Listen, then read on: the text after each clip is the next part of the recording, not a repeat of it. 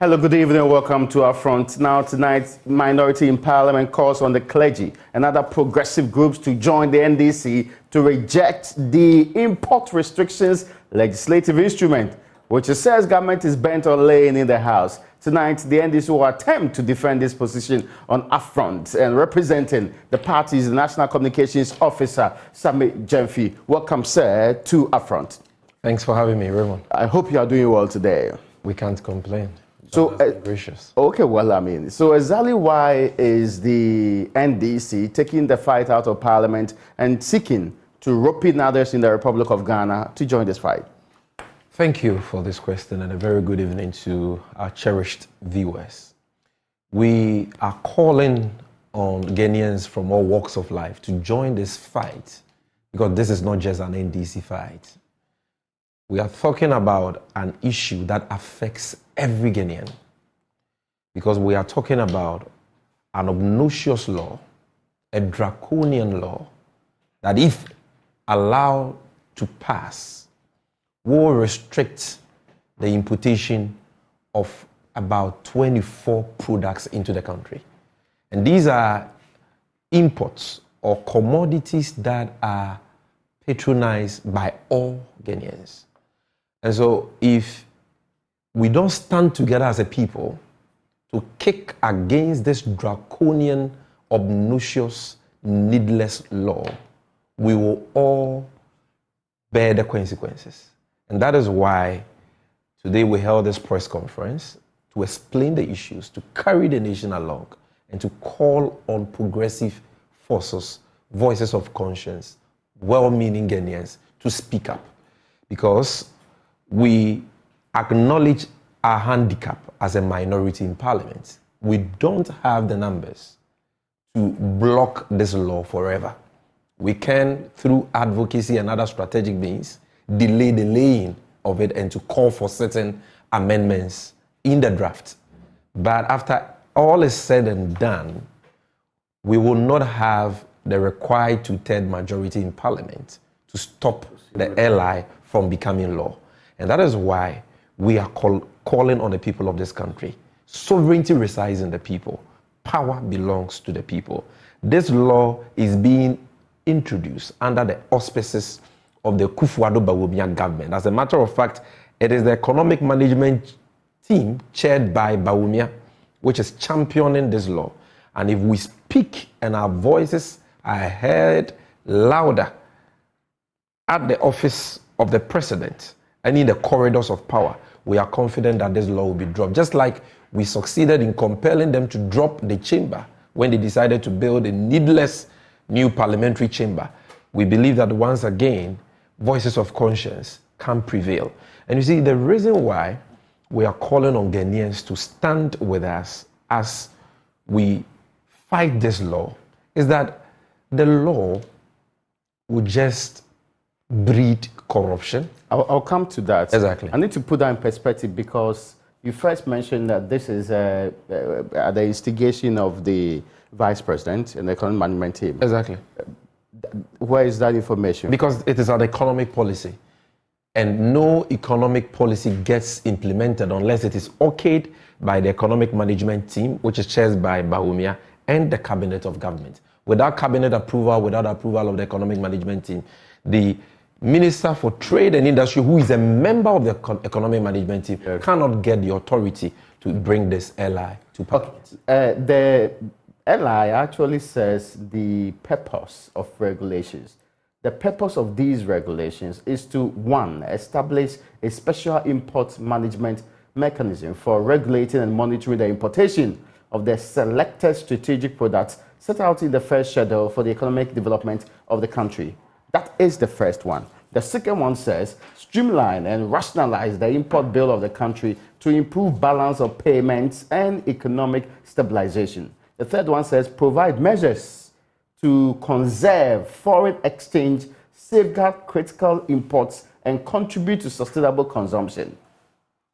These are laudable objectives, but you don't determine the goodness of a law based on the objects of the law.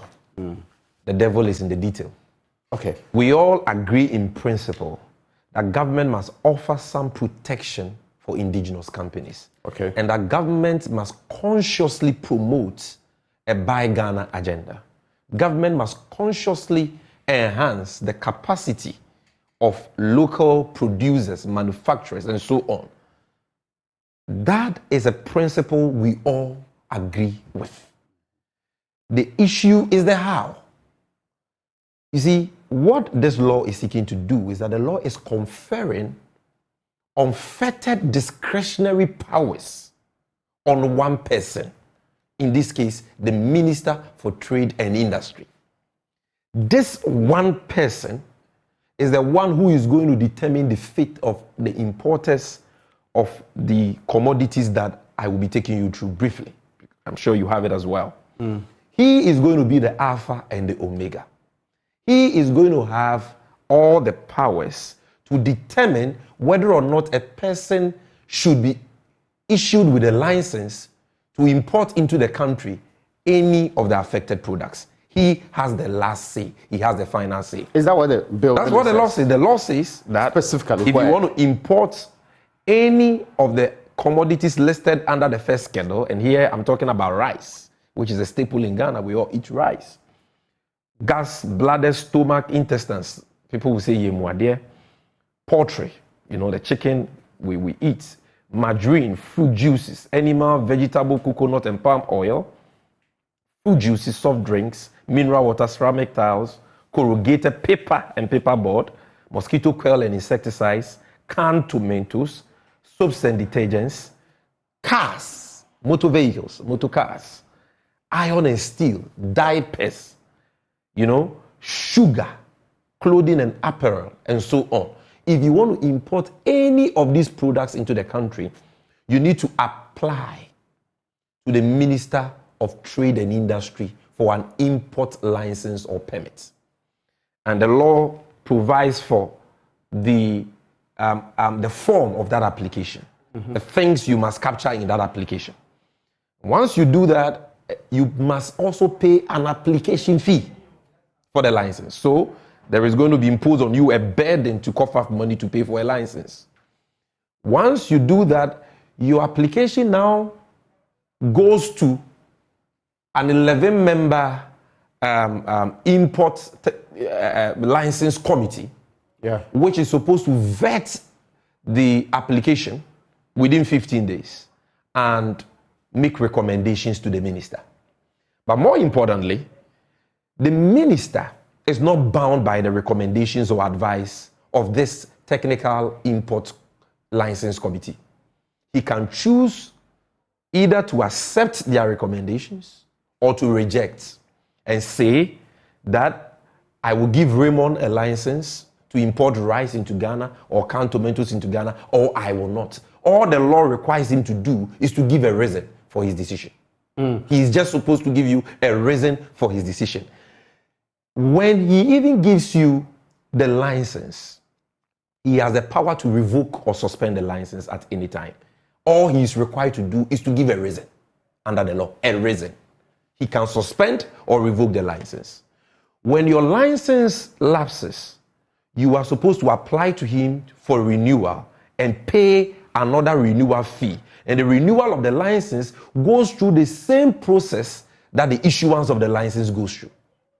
Now, when you are aggrieved by any decision taken by this all-powerful minister, you can't go anywhere to seek redress.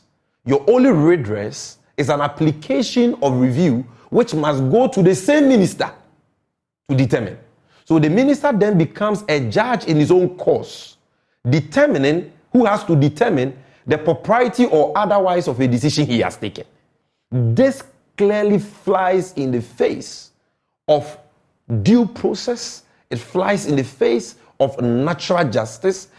This is a law that is conferring too much discretionary power in one person.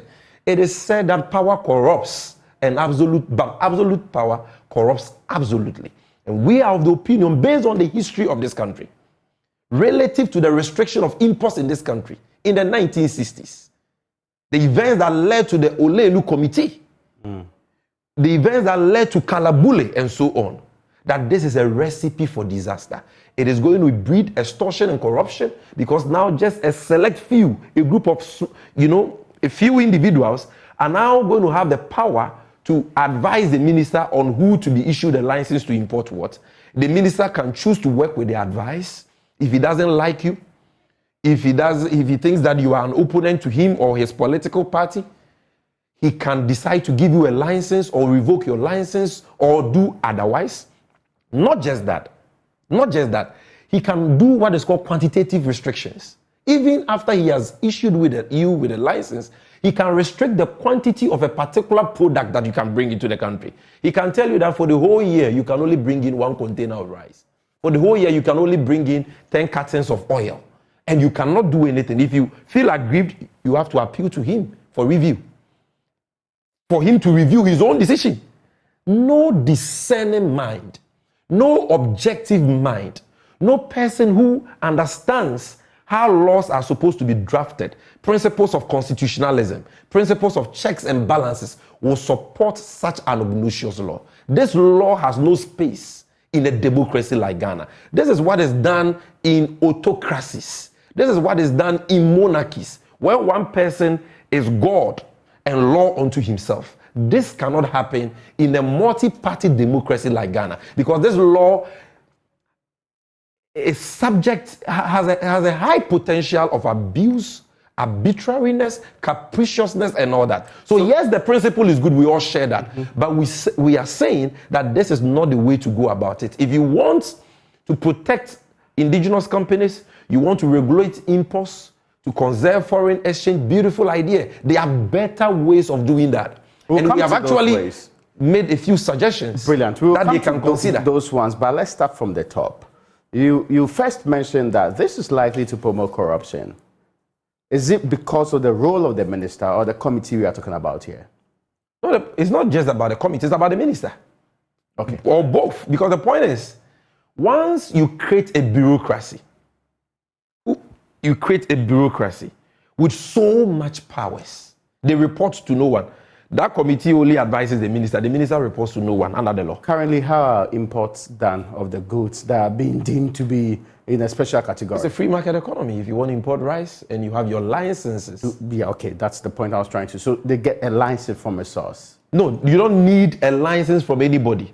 But, for example, if you are bringing in a commodity, the commodity must be certified as safe for consumption. Okay. So you will have to go to FDA depending on the commodity or the standards authority and so on. So once you have those certifications authorizing you to bring a particular good because it is fit for purpose, fit for use, healthy, not injurious to public health, you are free to bring in. Nobody restricts the quantity of the product you bring in. That is your choice. Okay. Unless the product is banned, but not the products we are talking about. These are not banned. You can bring them in. Because you're a businessman, you're a rational human being, you know what quantities to bring in that you can sell and make profits. It's as simple as that. Do you agree that these 22 or 24, now 24, depending on where we are, 24 exactly. products, there ought to be some restrictions and regulations? Not all of them. You don't agree? Not all of them. For example, sugar. Let's separate the food from the restrictions. Non-food ones, yeah. You see, if you're going to restrict imports, first of all, you must be restricting products that are, number one, either injurious to public health, okay, or products that the country has a certain domestic capacity to produce. So, if, for example, this whole discussion about the Yemwadi and why we must import Yemwadi into Ghana as a country and so on, if it is proven medically or scientifically that imported Yemwadi is harmful to health, just ban it. That is our proposal.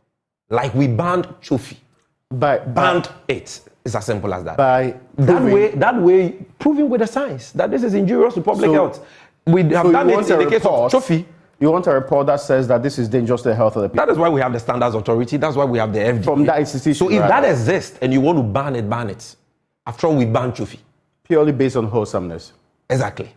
Then, where we have adequate capacity to produce a particular product to fully meet demand for the product in Ghana. For example, let's say we consume rice in Ghana. Every year we consume 100,000, let's say 1 million metric tons of rice. I'm just giving you a hypothetical example. If there is credible data to show that Ghana has the capacity to produce 1.2 million metric tons of rice every year, and that we can meet demand of rice in Ghana, demand for rice in Ghana, you can ban the importation of rice. But nobody will oppose it. But the Rice Farmers Association said that they are doing about 50%. No. Hold on. Let's go step by step. So first of all, I've spoken to products that are proven to be injurious to health or that are unwholesome. One, you can ban it. Two, where you have full capacity to meet demand, you can ban it. It will make sense. You don't need to create a bureaucracy to vet any applications, a bureaucracy or confer powers on an individual who can issue a license or revoke the license at any time and all that. You don't have to do that. But is the committee not the appropriate body to determine? The committee, after evidence submitted to it, the committee is just like the Council of injurious State. to the health of an advisory committee. What can they do? They don't have any power. The advice are subject to the whims and caprices. I mean, they are advising the minister. Yeah, the minister can reject it. The law is clear. Who has powers of the state? Yes, and to the act minister, for and on behalf of Ghana. And the minister can either accept or reject. He's not bound by for that good advice. reason, of course. I mean, why for good? He will be exercising discretion. Discretion. Why must you give the minister that discretion? But then why establish the technical committee? But there are laws on discretion. Discretion is bound by 296, which says should be fair, candid, and reasonable. And minister is supposed to be bound by this. What is fair, candid, and reasonable at any given time is subjective, unless a pronouncement is made on same by a court of competent jurisdiction. Which could be the final point in this conversation. My point is that what you want? You want litigation in court? No. I'm saying that all over the place, challenging administrative fiats and decision of a minister. Is your problem with the current minister or any minister? The problem is two. The problem is number one with the law. That is the main thing. But I cannot also ignore the fact that the first minister who will have to implement this law is the erratic, Katie Hammond. Is that a fair description of That's a very fair description. I'll come to that. But first of all, let's deal with the law. We have said that if you think the product is unwholesome, ban it. And we have precedence. We've done that in times past as a country. Number two, if you think you have the capacity to fully meet demand, ban it. And show us the data that we can produce enough. All we need to consume, we can produce it locally. No need allowing imports. Number three, if you only have a partial domestic capacity to meet demand, domestic production capacity to meet demand for any product, what you need to do is you need to show us the kind of investments and incentives you are going to roll out to enhance the local production of that commodity, number one. Number two, you can introduce a transparent quota system that compels importers of that product to buy a certain percentage of their intended import volumes locally. This has been done over and over again in Ghana. For example, in 2014, the government of John Mahama and the NDC realized that Ghana had a certain, local capacity to produce poultry. We rolled out the Ghana Broiler Project at the time and other incentives. We subsidized maize, which is the main feed for poultry, for farmers. Okay, and all these interventions were aimed at increasing poultry production. We were able to produce about 20%, if you look at the data, 20% of the poultry we consumed in the year 2016, for example. So based on this, supported by credible data, the government of John Mahama, through the Ministry of Food and Agriculture, introduced a certain system called the 40% rule. This 40% rule enjoined all registered importers of poultry to buy at least 40% of their intended import volumes locally. So if you want to import poultry, you had to go through the Ministry of Agric. Nobody was going to decide whether or not you should be issued a license. That was not the issue. Nobody was going to restrict the quantity of poultry you could import. If you wanted to import 1,000 metric tons, nobody cared. But whatever you wanted to bring in terms of the quantity, you had to buy 40% from local farmers. So all the local farmers with the capacity to produce were registered. They were assigned to the importers. So before you get the permit to bring in the poultry, you need to show your agreements, your sales agreements, sales and purchase agreement with a local poultry farmer. And I've gone to the Acquah farms. I have an agreement with them to buy 40,000 metric tons of poultry from them because I intend to import 100,000 metric tons, and 40% of that is 40,000. Once we see the agreement and we validate it, you are given the permit to import. When you bring in the goods, before you clear it at the port, we check again whether that local, a poultry farmer has been paid. And if it checks out that he has been paid, then you are allowed to clear your goods to come and sell. These are innovative ways that you can use to restrict some imports while promoting the consumption of local produce. You don't have to create bureaucracies. You don't have to give unfettered, unchecked powers to one individual, so much discretionary power, such that he can suspend or revoke licenses at any time. All he has to do is to give a reason. The reason doesn't have to make sense. He just has to give a reason. He can decide to give you a license. You see, what this will lead to is that this government, we know what they have been doing. We know the corruption, unprecedented corruption, the nepotism, the cronism that they have superintended over in the last 7 years. You give them this law and all these powers, I tell you that they are going to create cartels, cabals, who will monopolize the importation and trading of certain commodities. And if you don't take care, that will lead to supply chain shortages with its concomitant effects on inflation. We don't want to go back to the days of Kalabule. That's very Ours is a free market economy. With some government intervention. No, no. I am a lawyer, and I know that in making laws, the framer of that law, the maker of that law, will have to think about possibilities of abuse, the potential for a law to be abused. That is how good laws are made. So that the law is made in such a way that there are fetters, there are checks and balances inherent in the powers you give any individual to prevent abuse, arbitrariness, capriciousness, unfairness, unfair application of the law, and so on. If you check the current LI before Parliament, you don't have that. No, my point here is that, fine, on trade and industry issues, you hold that minister to account every day, don't you? The minority, they do that. They actually insist they have to put him on the store. They will call him to Parliament to come and answer for whichever deal he's supposed to do. But when it comes to a law that actually restricts importation, you'd not think that he should have the final say because he's not ultimately responsible for the sector.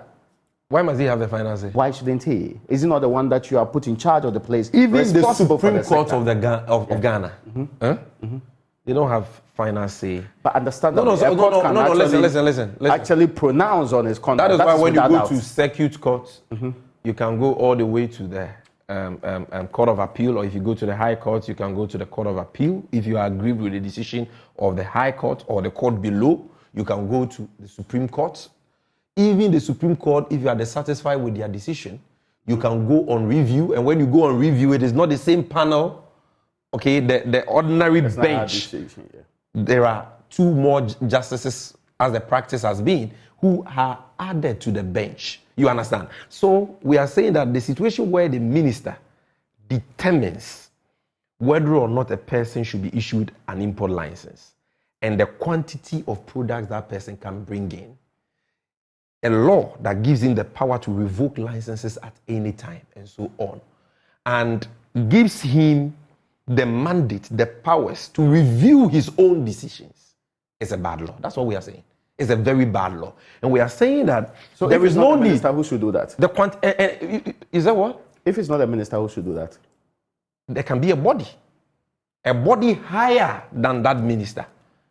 There can be a body can be set up. By listen, if they want, that is if you want to go on this route. Why can't you have a body higher than the minister, made up of either the vice president or the president or other persons who can review the decision of the minister? So the minister will not do a good job, but the vice president can do a good job.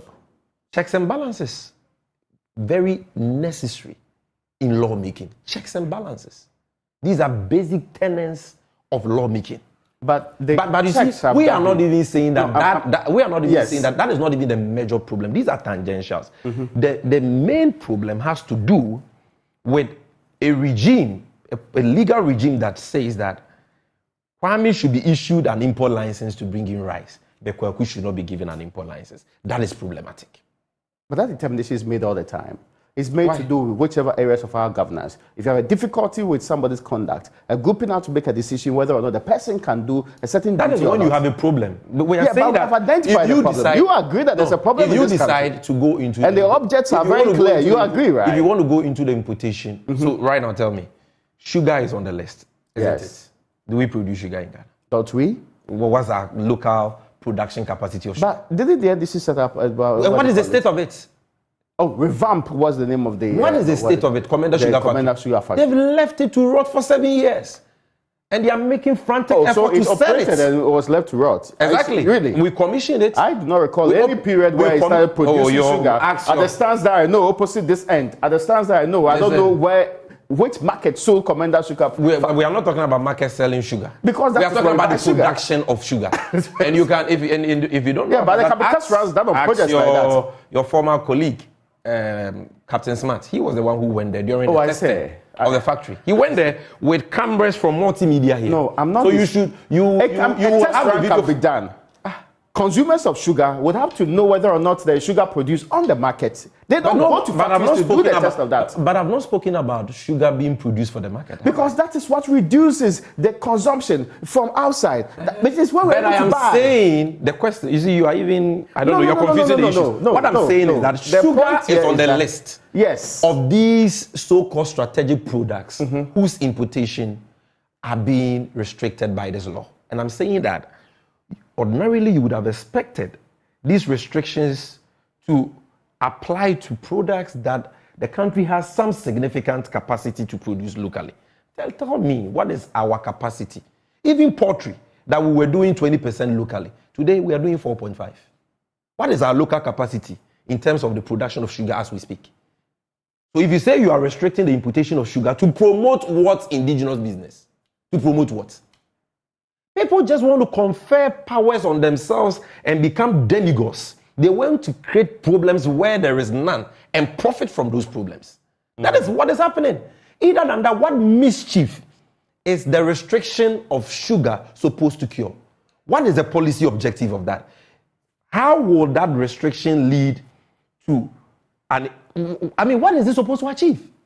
That the likes of Commander Sugar Factory, the Commander Sugar Factory that has been left to rot for 7 years. They have not been able to get Commander Sugar Factory to work in 7 years. And you think they can get Commander Sugar Factory to work in 1 year. But the factory is there, right? The factory is there, left to rot, deteriorated. It cannot be operationalized as we speak today because it has deteriorated, left to rot. You should see an audit which was done on it not too long ago. I thought they said they recently got external people to buy into and what happened? What happened? Listen, the people of this country are industrious people.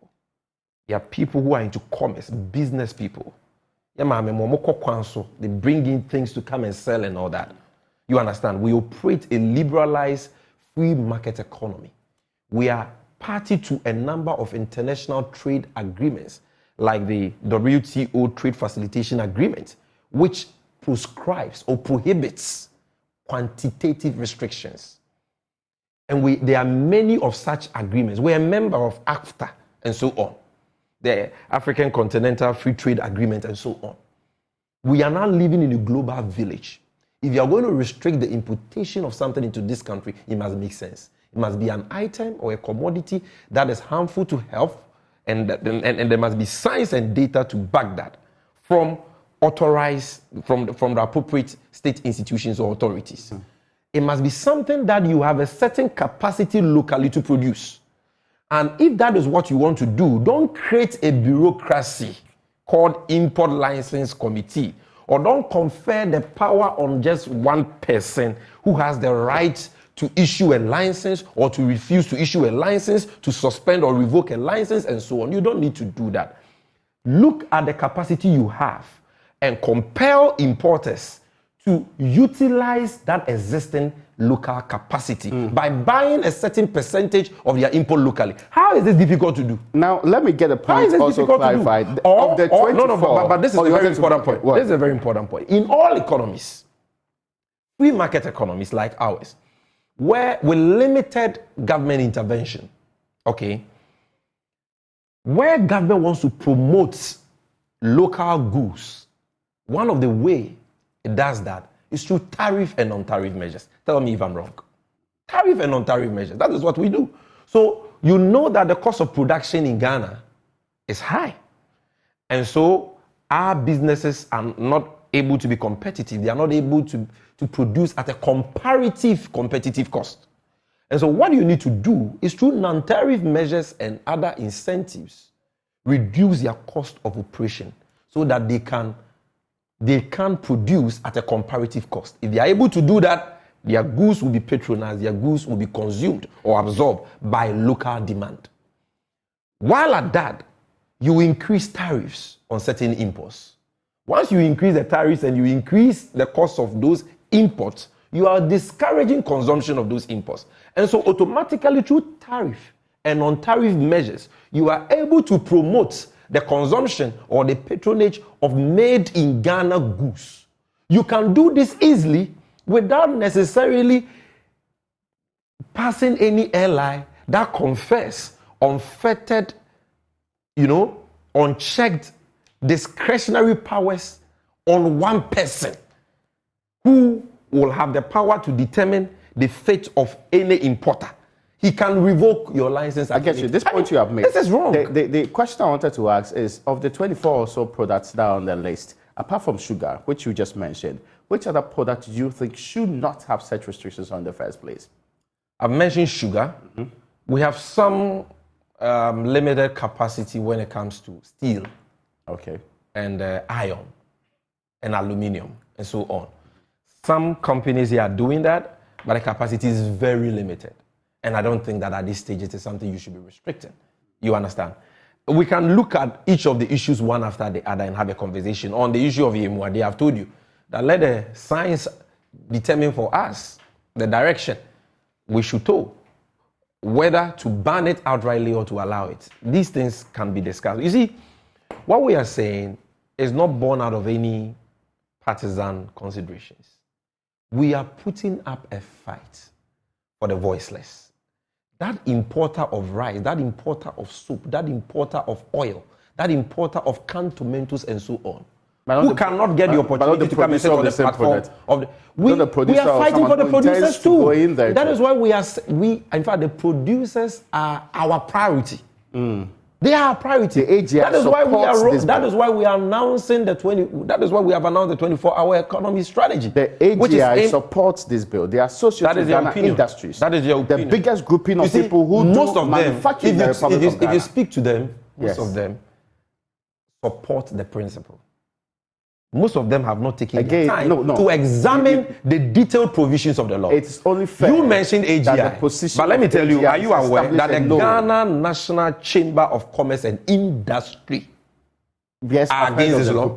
So what about them? I'm talking about what the AGI, and we have known the AGI. I respect them. For God knows how long. I know them. To be doing this kind of business. And you don't know about the Ghana National Chamber of Commerce and Industry.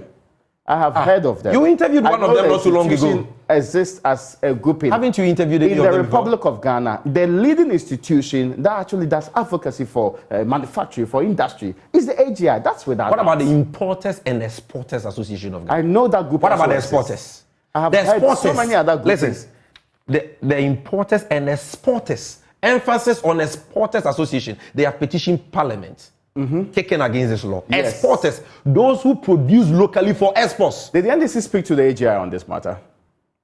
I get to know not officially. I have had some unofficial because we met them on other issues. We met the AGI on the 24-hour economy and that other industry, challenges. We discussed all these issues broadly, and this is a matter that came up, and they wanted to know our opinion about it. And we made it clear that the principle is good. We support the principle.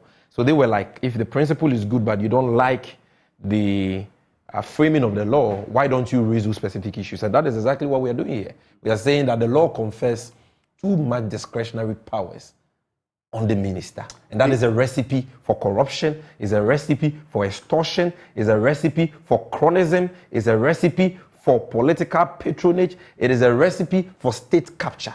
It's a recipe for arbitrariness, for abuse, and so on. That is what we are saying. Chairman of the Subsidiary Legislation and the Committee. Importers and Exporters Association of Ghana agrees with us.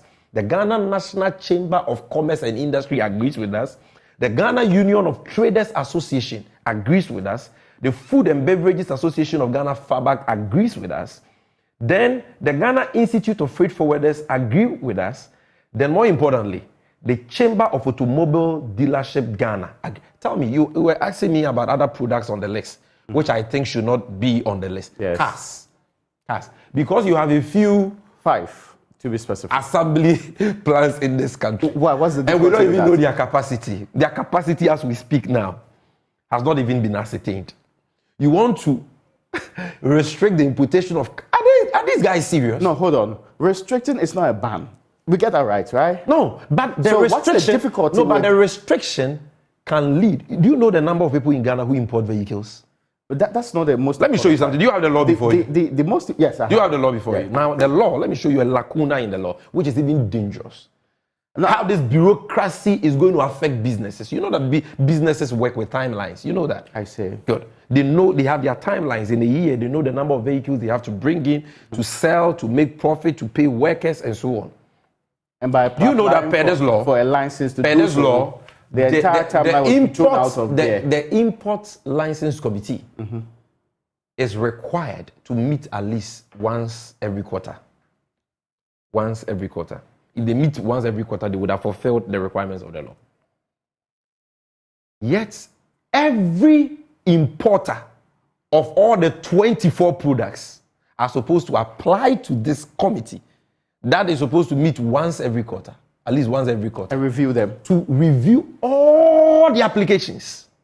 Look at the products we are talking about, all the applications. I'm not sure what... And the law, let me show you the lacuna. The law does not provide for the time frame within which an application must be vetted.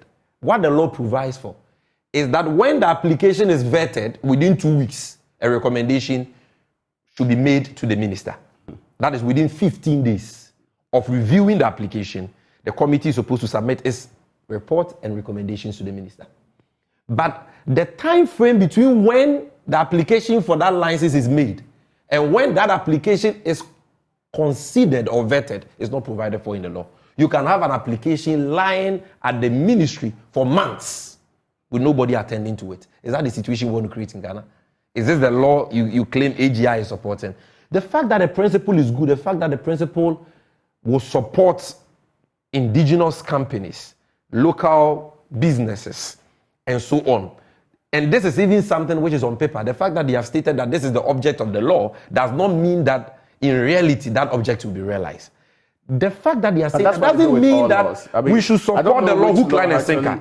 I am very sure, because I know the president of AG, I have interacted with him. I know he's very objective. I'm very sure that if he takes his time to analyze the details of the law, the provisions of the law, he will come to the same conclusion we have come to, that this law is obnoxious, it is draconian, it vexes too much discretionary powers in one person.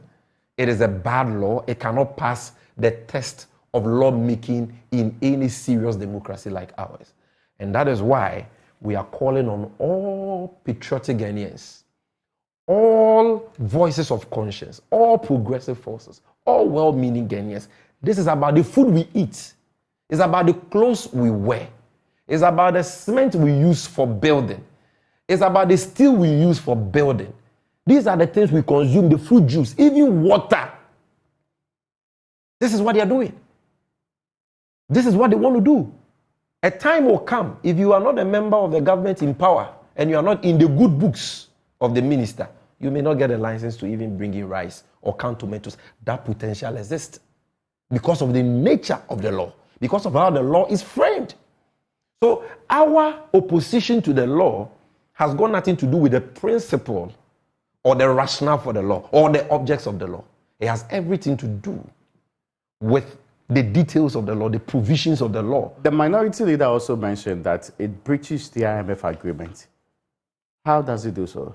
Oh no, he explained that if you look at the program we have signed on to, there is a condition that during the pendency of that bailout program, which is for a period of 3 years, we shall not introduce any import restrictions law. That is the point he made. He says it is contained in that document. I'm sure if you talk to him, he will make that up. I don't have the law right here. I would have shared that with you. But I think after this conversation, I can make that available to you. Yes. Okay, no, I get your point. I mean, because he mentioned that I need the clarity. Yeah, that's what it means. He's trying to say that if you look at the agreement we have signed with the IMF, it prohibits the introduction of import restriction laws during the pendency of the agreement. Why would they do that? You know, you will have to read the document. I don't have it before me, so I don't want to make any guesses that may be wrong. But I would want to believe that, you know, the IMF is an institution, just like the World Bank, is an institution that stands for free trade, liberalized, free markets, you know, economies with very limited, or they will even see no intervention from government in the market at all. And so I will not be surprised of there being such a condition in the agreement, because that is what these companies, these multinational institutions stand for. But you see, I don't even think that the argument is so much about what the IMF has to say about this. It's about what good conscience, what reasonable minds.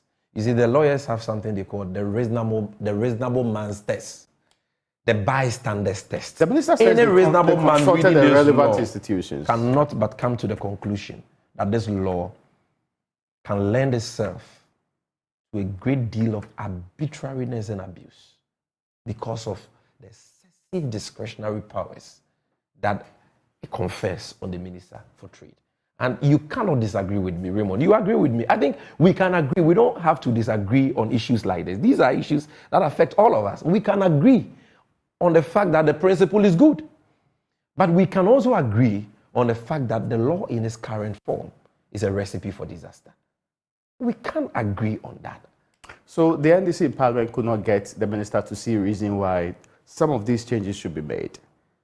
No, but this minister, do you think that this minister is one that listens? But I mean, this is a government policy. This is a minister who... He's a minister responsible for it, but this is a government policy. Who sat in a studio, I believe, in this media house, and said that all young people in this country have big heads with no sense.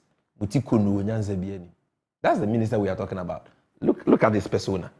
Look at his character. No, but this look at his body language. But you just... Is this a person that you would want to confess such excessive discretionary powers on? But he is the minister, without doubt. He is the minister. Approved by the parliament, including the minority and we are saying that parliament. We are saying that he should be the last person should be given such excessive discretion. We are convinced he's qualified to be minister, but we are not convinced he should remain in office as minister to do some of the issue is not about whether or not he should remain in office. The issue is whether or not we can trust him to do the job that we have given him. We are saying we can't trust him with such excessive discretionary powers. It's as simple as that. So now, I know you agree with me. I heard the minority leader say that the clergy and other progressive forces should come on board. What exactly do you expect them to do? Issue statements or also protest openly? Just to speak up. To speak up. It can be in the form of press conferences like the Catholic Bishop Conference did not too long ago. It can be by issuing communiques, press releases. We just want to hear their voice. The battle cannot just be left to the minority. We also need street manifestations. We need protests. We need demonstrations. We need people to picket at Parliament, picket at the Ministry of Trade and Industry, especially those who stand to be affected directly by this law if it's allowed to pass. And we are telling them that we've done our best to block this law on 2 occasions from being laid in Parliament. The Speaker has advised the Minister to make changes to the law. In substance, he is not making any substantial changes to the law. Changes to it? He's cosmetic. He's not made any substantial changes to the law. All the provisions that we have problems with, he's not made any changes to the law. And we are saying that if eventually the law is laid, we will need 2/3 majority to stop it from becoming law. And we don't have it. Ghanaians gave us only 137. To get to third majority, we need 183. Basically half of we don't have it. Actually. Exactly, we don't have it. But with all progressive forces, well-meaning Ghanaians, civil society, Importers and Exporters Association of Ghana, FABAC, Ghana National Chamber of Industries, and so on, with all these stakeholders joining forces with us, with all of us uniting together, standing together as a people, not as a political party. You are National We Communications can't prevail. Officer. If this bill had been introduced by the NDC, would you have NDC MPs? No opposing NDC it? government will introduce such an obnoxious law. We've been in power before. We never dreamt of something like this.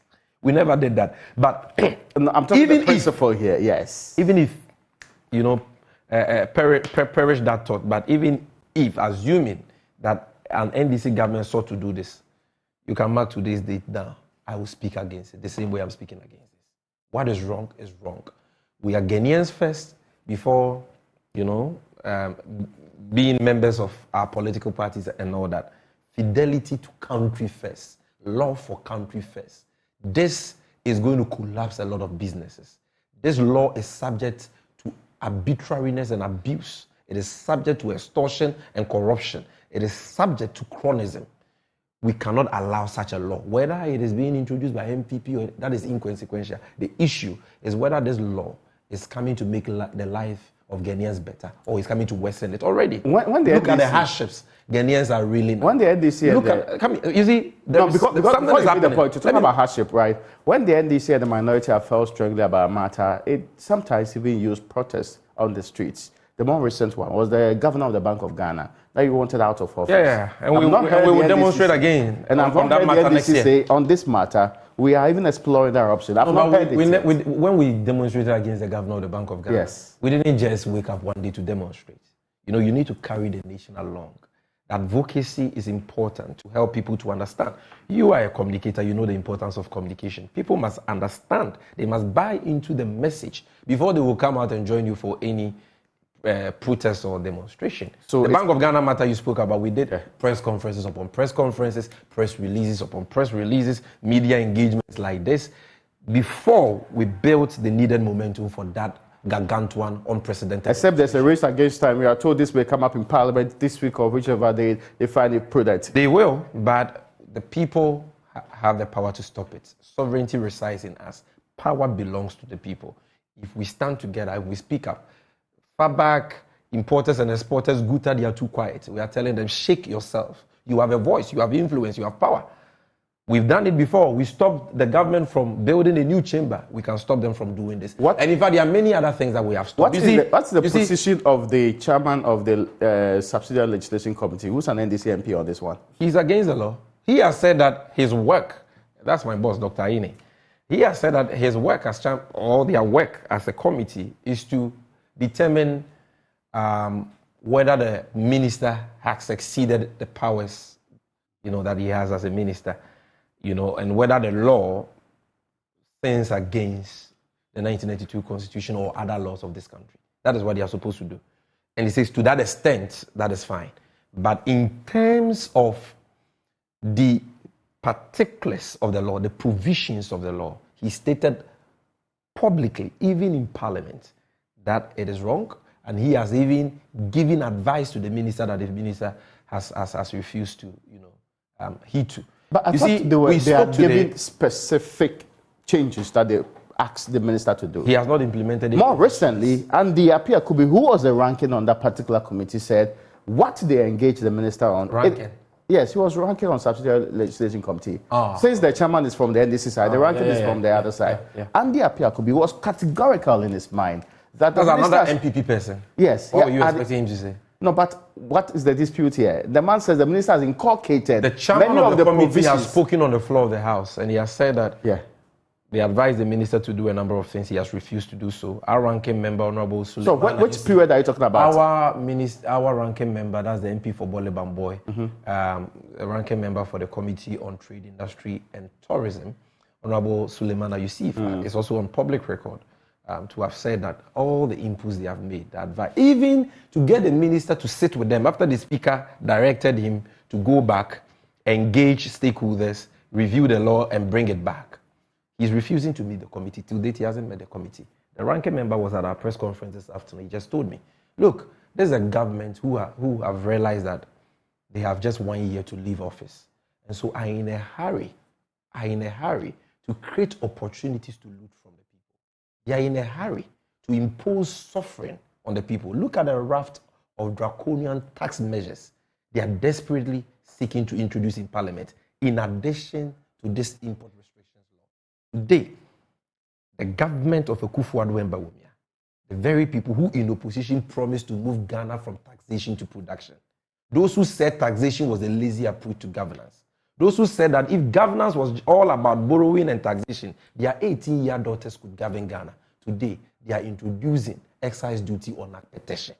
Today, they are introducing VAT on diesel and petrol vehicles. In fact, excise duty of 100 Ghana cedis on Aboboya, on Okada, on Pragia, on Trotro, on all the Uber, taxis, private cars, every engine that consumes diesel or petrol, you have to pay that excise duty. Exactly. What's wrong with that? Let me be quite clear on that. What's the difficulty with that? Today, they are imposing VAT on non-life insurance, motor insurance, marine insurance, fire insurance, building insurance, goods in transit. Today, they are imposing VAT even on the goods that have all these years been exempted from VAT. Okay, like exercise books, like textbooks, newspapers, publications, magazines, even calendars, diaries, stationery, including paper and pens, stapler. They are imposing 15% VAT on all these items. They are imposing VAT on magazines, scientific and technical works, architectural plans. Obi kwa kwesi if you na why in the drawing and also that one too, you pay VAT on your own architectural drawing. Price list, VAT on all these things. They are imposing VAT on domestic air travels. They are imposing VAT on domestic transportation of passengers by road, by sea, and by rail. They are imposing excise duty. The excise duty on beer is being increased from 20% to 47.5%. Go and check the raft of tax measure. And it's just too much. The tax burden on Ghanaians are already unbearable. Okay. You have interviewed AGI. You have interviewed, all the stakeholders. They've told you the tax burden is too much. Go to port. Even Kennedy Japan has said it. Today you go to the port to clear one item. On one bill, you see over 18 taxes. You are paying COVID levy on VAT, COVID levy on NHIL. When COVID has already subsided and our government had more than it needed to fight the pandemic, according to the Auditor General. We are still paying COVID levy. Why? We are paying baller tax. This government has introduced more than 20 taxes. I need to wrap up this conversation. Growth and sustainability levy, financial sector cleanup levy. If the airline is late somewhere this week, what would the NDC do? We will do everything within our power to stop it from being late. If they succeed in getting it late, we'll move to the streets. We'll move to the people. We'll rally the people together. People from all walks of life. And this is a matter that unites us. They are MPP people who are into importation. They are into trading and all that. And this is going to collapse their business. We're going to rally everybody together. And we are going to ensure that this law is dropped, whether it is late or not. But we are calling on all Ghanaians to join the fight, because it is not a fight for the NDC alone. It's a fight for all of us. Our livelihoods are at stake. Our survival is at stake. Let's not allow a few selfish, greedy politicians to create a bureaucracy and turn around to benefit from sale. Is your watch imported? Yes, it's imported. You look like a very imported person. But this is local. This was made for me by Harmony Trends. This was made for me by Harmony Trends. So this is made in Ghana. My time and is I like to wear a lot of safaris, which are all made in Ghana. My time is up. Many thanks you for joining us on Upfront tonight. By the way, your tie is important. Oh, it's costume. I see.